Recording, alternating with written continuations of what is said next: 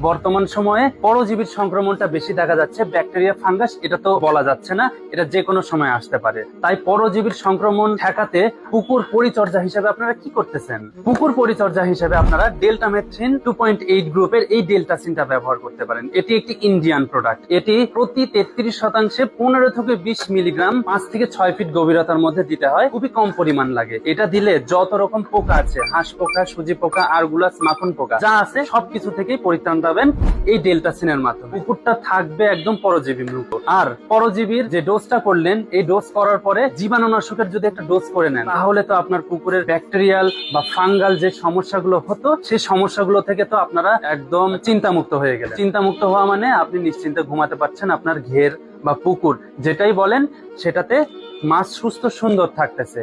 তাই এই দুইটা আমাদের কাছ থেকে অর্ডার করতে পারেন। দুইটা অর্ডার করলে একদম ডেলিভারি চার্জ মুক্ত, আপনারা হোম ডেলিভারি পেয়ে যাবেন। একদম বাড়ি পর্যন্ত অথবা স্থানীয় বাজার পর্যন্ত এই দুইটা জিনিস পৌঁছে